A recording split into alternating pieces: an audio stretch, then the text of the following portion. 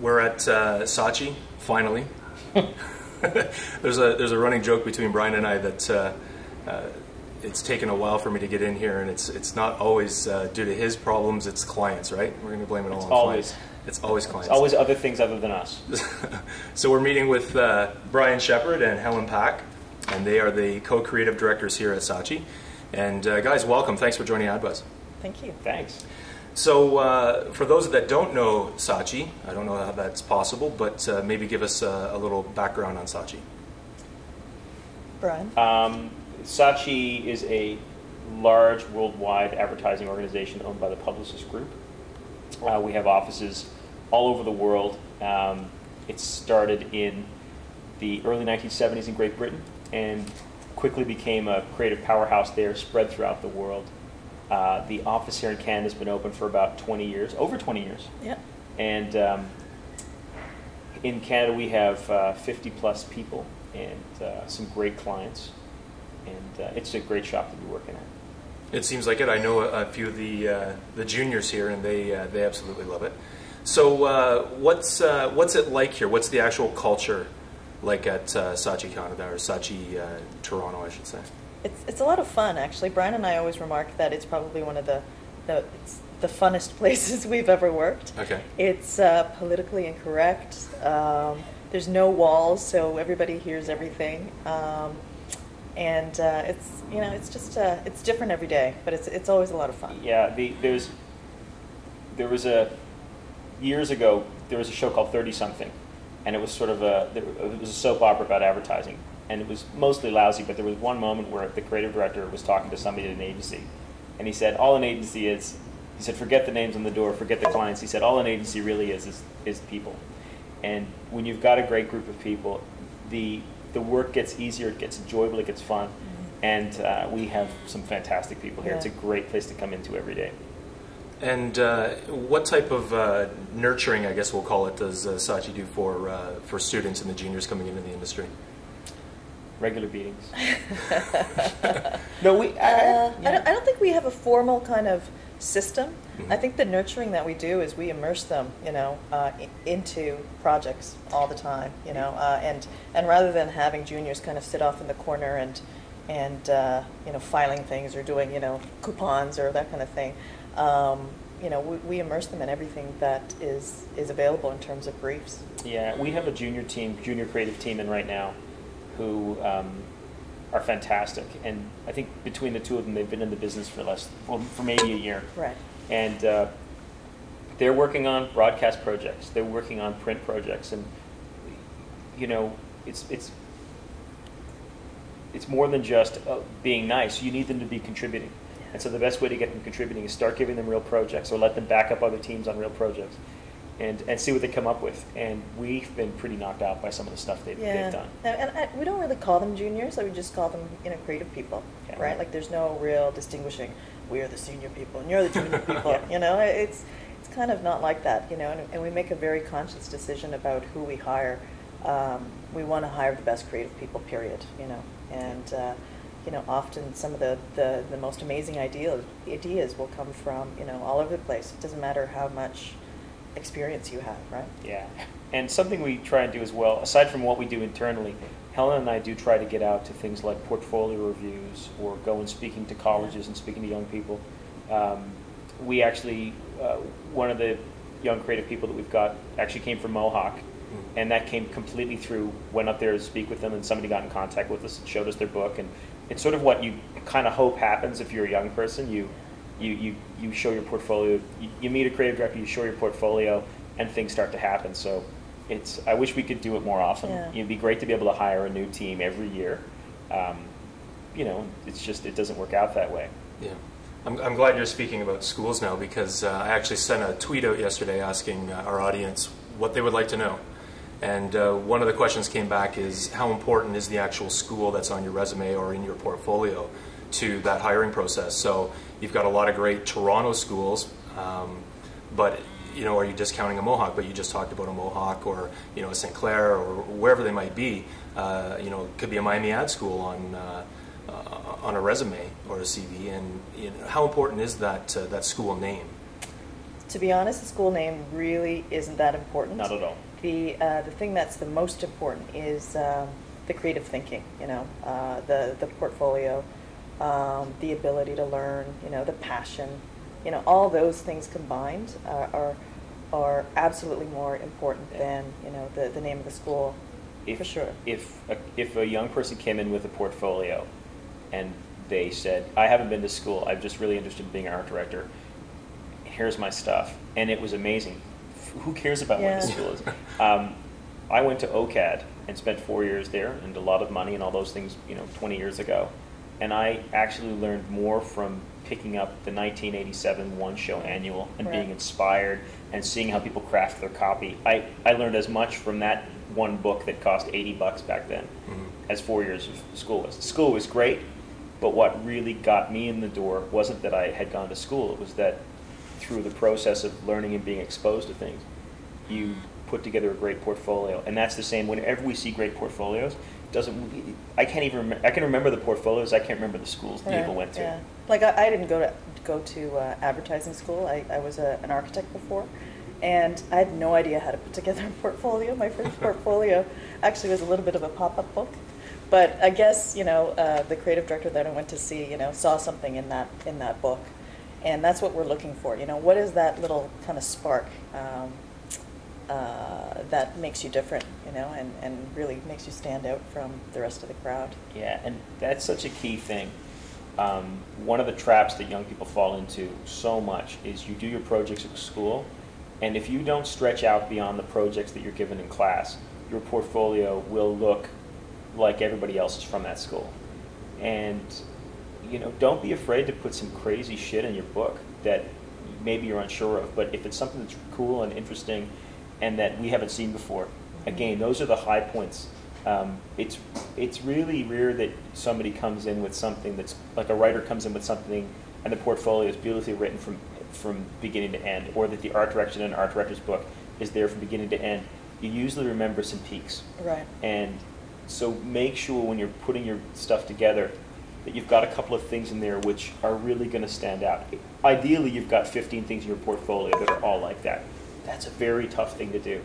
But you tend to remember the couple of really great things that that nobody else saw. I saw a portfolio review not long ago, and the guy had come up with this idea for, it wasn't even an ad, but it was a cassette tape. So it looked like a cassette tape, which is an old school thing, and it had it was a USB key. And back in the old days, people used to give cassette tapes. You'd make a mixtape for a girl or whatever, and you do this. And so this was one of his ideas, but it was, of course, nobody does that anymore because nobody has a cassette player. Yeah. That was such a huge idea. And of everything that I think I saw, that just stuck out because it was such a lateral and strange piece of thinking. It was great.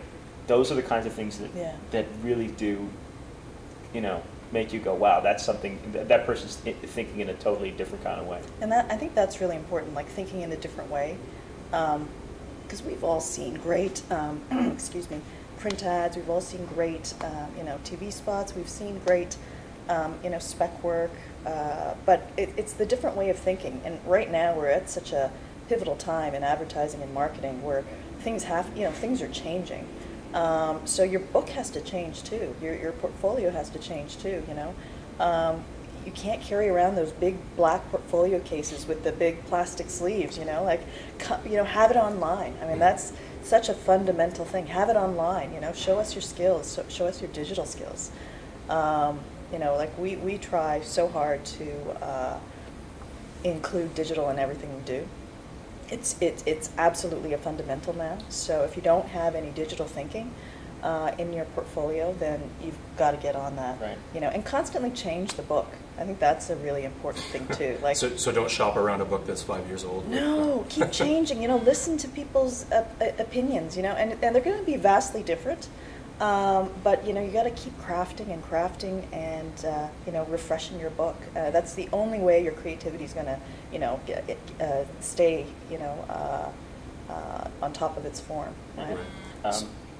Go ahead. There was, to that point about crafting your book, there was a teacher that I had named Alan Kazmer, who was one of the country's great all-time writers. Wonderful guy. He was the creative director of McCann, and then he was creative director of DDB during some great years back in the 70s and the 80s and through the early 90s.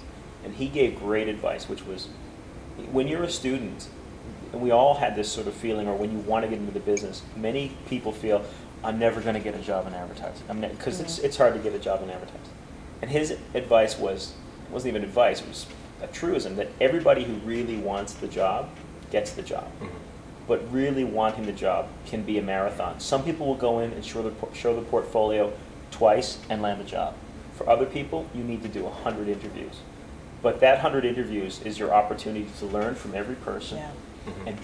and craft your book a little bit more. If you go and do an interview with somebody and you get in to see a group head or a creative director or a team, and they give you some advice on your book, that night you're home and you're considering that advice and either saying, no, I'm not interested in that advice, or changing your book. It's a constant evolutionary process. And eventually what that does is, not only do you get a better book, you also get an idea of what it's like inside the agency. Because you bring work forward and it gets changed or it gets killed or it gets thrown out, and you're encouraged, or you need to go find more stuff. Right. So that's, you've got to be taking that advice and constantly reinventing it. And yeah, constantly reinvent it, and then also show it back to the person who gave those comments. And that's an important thing. Just follow up. I mean, so many times we have young people come and show us their books, and then we give them some advice, and then we're really pleasantly surprised that a week later they say, "Hey, what do you think of this?" Right. And that sticks with us. So when a job does come around, we're like, "Hey, yeah, what about that guy or that girl?" Right? And one of the things, once you've seen somebody's portfolio and you've given them some good advice, and they do that, they've opened the door, they've got their toe in the door, and they've sort of got the invitation to keep sending us things. And that's great. It's great to see somebody being persistent, because again, that's one of the things they don't teach you, is that a large part of being good at this business is dogged persistence, and understanding that no and being turned down, that's actually just part of the process. And if you can learn that and internalize that, that'll help. You'll be able to hit the ground running when you do make it into a shop. That's great advice. So if not for advertising, where would you guys be? Helen, you already said you had a background in architecture, so I'm not going to let you choose that. Yeah, no. Architecture would be the least, the furthest thing that I'd be wanting to do. It's a good question. I mean, we were at a dinner party last night, and we were with this amazing DOP that we'd just gone across country with. I think I'd probably stay in the field of advertising and marketing, but maybe as a DOP. They always seem to have a great job. Great job. They got a great job. He just sent us an email. I'm in the grill. I'm in Jamaica shooting, and I'm going to be. And they're all over the place. If I hadn't gone into this, I would love to have been a very high-level chef.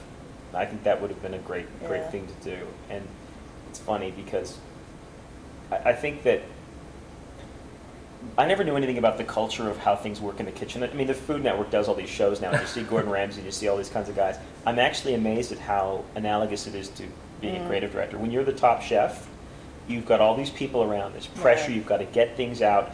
You've got, and you see Gordon Ramsay. And it's funny, we've talked about this. There's two kinds of chefs. There's the Gordon Ramsays of the world, and there's the Thomas Kellers of the world. And Thomas Keller's like such a nice, gentle guy who's totally into his craft. And Gordon Ramsay is screaming madman who the two extremes of creative directors. They're the two extremes of creative directors as well. We've all experienced them. We're on the nice side. We try and be nurturers, but some creative directors are nurturers, and they'll bring you along and they'll let you develop your skills.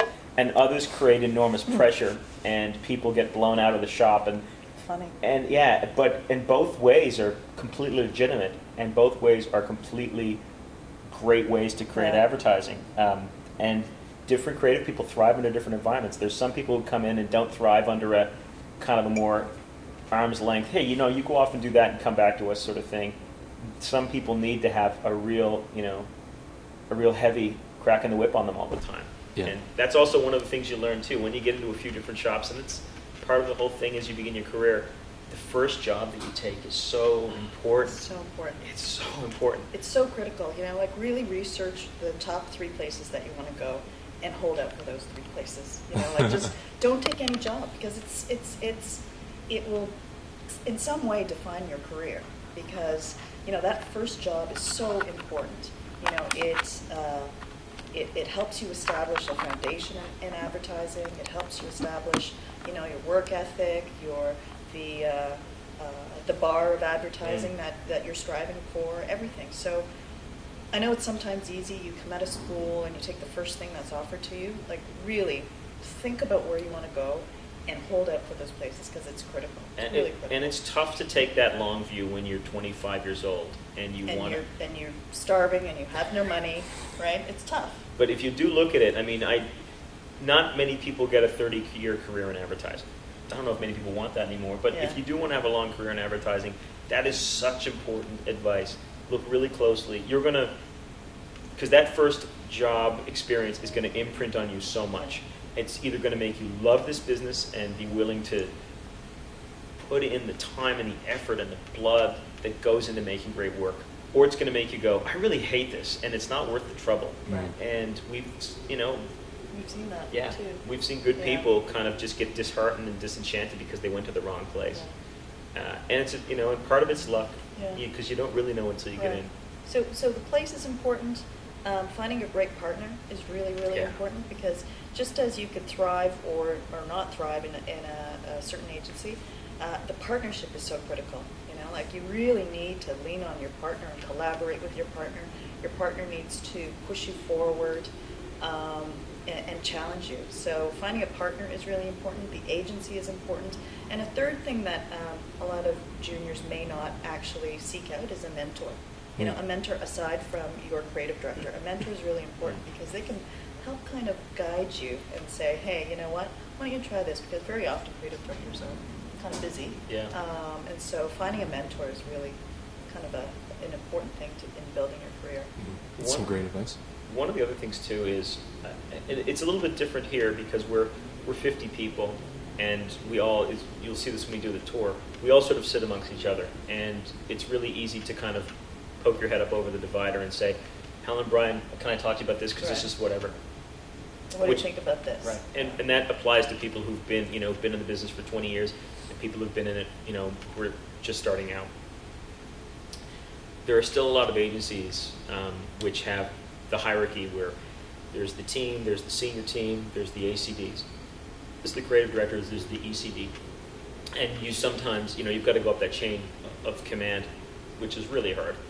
But one thing that juniors have to kind of, when they're starting somewhere, is if you've been hired by an agency, I mean, they're paying you and you're doing the work, but your creative director actually does owe you a little mentorship. And I think that young people entering the business have got to kind of push their creative directors a little bit more to, I think mentorship was a much more natural thing 20 years ago when there was time.